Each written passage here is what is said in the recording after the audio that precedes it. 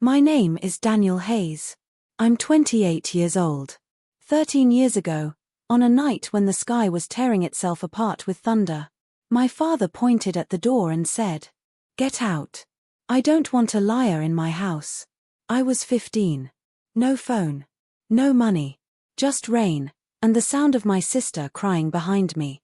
The reason? She told a lie. A lie so convincing, my parents didn't even hesitate. They chose her. And just like that, I didn't exist anymore. 3 hours later, I was lying in a hospital bed, barely conscious. And when my dad walked into that room, his hands started shaking so badly he couldn't even speak. Because of who saved me. I'll tell you exactly who it was, and why that moment changed everything. But first, if you like intense, real-life style stories like this, hit the like button and subscribe. And tell me in the comments, have you ever been blamed for something you didn't do? Now, let me take you back. Growing up, I wasn't the favorite.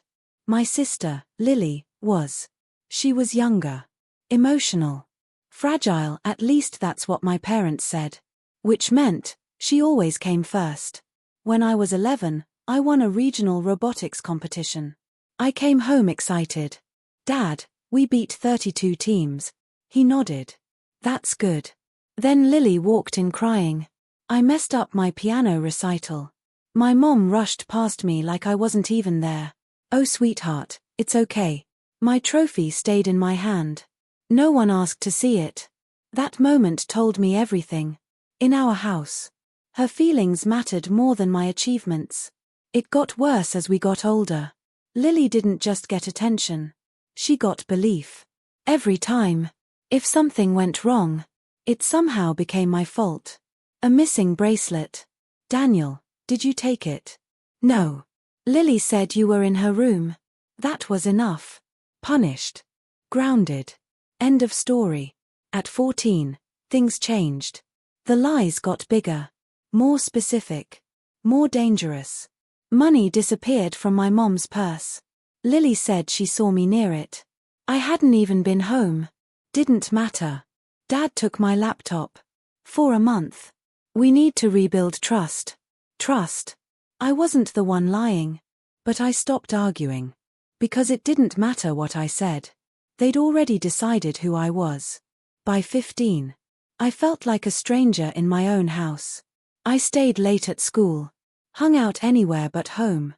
Just counting the days until I could leave for good. But I didn't make it that far. Because Lily had one more lie left. And this one destroyed everything. There was a guy at school. Ethan. We worked together in chemistry. That's it. But Lily liked him. Obsessively. One day, he asked me, "Hey, can you help me study after school?" I said yes. Simple. Normal. But Lily saw. And the look on her face. I still remember it. Not sad. Not hurt. Cold. 3 days later. The storm hit. Heavy rain. Wind shaking the windows. The kind of night you stay inside and feel safe. Except I wasn't safe. Around 8 p.m. I heard Lily screaming downstairs. Crying hysterically. Then Dad yelled, "Daniel, now." My chest tightened. I walked down slowly. Lily was curled into Mom, shaking. Dad looked furious. "What did you do?" he asked. "What are you talking about?" Lily looked at me. Tears pouring down her face. "Why are you telling people I'm cheating?" My brain froze. "What?" She held up her phone. Messages. From me. Spreading rumors. Destroying her reputation. I didn't send those. "Stop lying." Dad snapped. "I'm not. And Ethan," she cried. "You've been trying to steal him from me. He asked me for help." "You pushed me," she screamed. My heart stopped. "What?" She pulled up her sleeve. A bruise. Dark. Fresh. "You shoved me on the stairs." "I never touched you." "Daniel," my mom whispered. "Just tell the truth." "I am." Dad stepped closer. Face cold. "You've been lying. Manipulating. Hurting your sister." "No. I've heard enough." Silence. Then. The words that changed my life. Get out. I blinked. Dad, it's storming. I don't care. Where am I supposed to go? Not my problem. My voice broke. Please, just listen. I said get out. Mom didn't stop him. Didn't even look at me. I turned to Lily. For 1 second. Her tears stopped.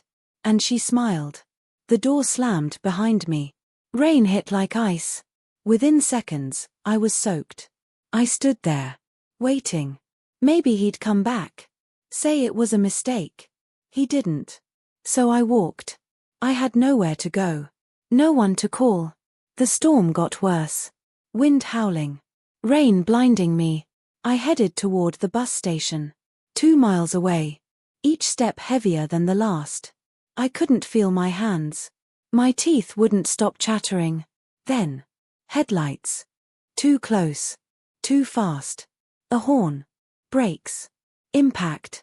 Everything went black. When I opened my eyes, I was on the ground. Rain hitting my face. A woman was kneeling over me. Stay with me. Can you hear me? I tried to speak. Nothing came out. I'm calling an ambulance. Don't move. Her voice was calm. Controlled.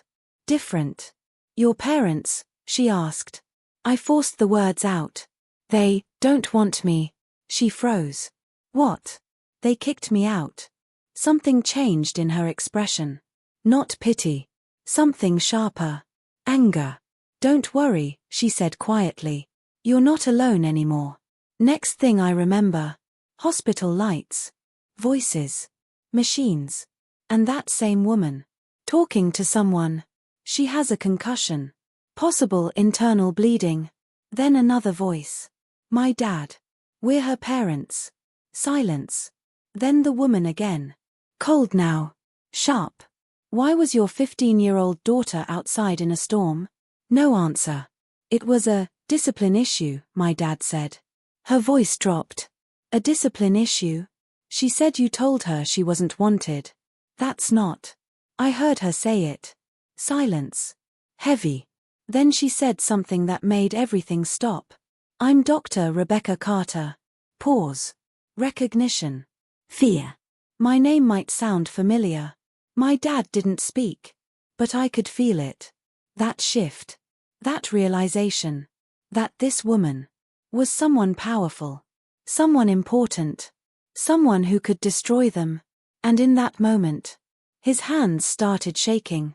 When I woke up properly 3 days later, my parents were gone. Dr. Carter wasn't. She sat beside my bed. Reading. Waiting. You're safe, she said. And for the first time in years, I believed it. If you're still watching, I need to ask you something. Have you ever had to walk away from people who were supposed to protect you? Comment yes or no. Because what happened next changed my entire life. Dr. Carter took me in. Temporarily at first. Then permanently. Her house was quiet. Peaceful. No shouting. No accusations. Just space. She helped me transfer schools. Encouraged me. Pushed me. Believed me. And that changed everything. I worked harder than I ever had. Graduated top of my class. Full scholarship. College. Then law school. I wanted to understand power. How people like my parents could get away with things. Fast forward 13 years. I'm standing backstage at a university graduation as the keynote speaker. My name printed in the program. Daniel Hayes. Attorney. Advocate. And in the audience, my parents. And Lily. They had no idea I was coming. When I walked on stage, I saw her first. Lily. Smiling. Laughing. Then she looked up. Saw me. And froze. Then my dad. His face went pale. Mom's hand went to her mouth. I stepped to the microphone. Let me tell you about a 15-year-old boy. Silence filled the room. I told everything. Not names. Just truth. The storm. The lies. The night I was thrown away. Then I said. That boy was me. Gasps. Whispers. My dad couldn't move. Lily looked like she might collapse. After the ceremony, they found me. Daniel, please, my mom cried. We made a mistake. I looked at them. Calm. Controlled. You didn't make a mistake. You made a choice. Dad's voice shook. We're sorry. I know. Can we fix this? No. Silence. I forgive you, I said. But I don't want you in my life. Lily stepped forward. I'm sorry. I looked at her. You had years to tell the truth. She broke. Crying. But it didn't change anything. In the weeks after, her life fell apart. Friends found out. Truth spread. And for once, she couldn't lie her way out. Me. I moved on. Built a life. A real one. With people who chose me. Dr. Carter. She's my family now. Not by blood. By choice. Here's what I learned. Family isn't who you're born to. It's who stands beside you when everything falls apart. You don't owe loyalty to people who hurt you. Even if they're your parents. And being rejected doesn't define you. What you do after does. If this story meant something to you, hit like, subscribe, and share it with someone who needs to hear it.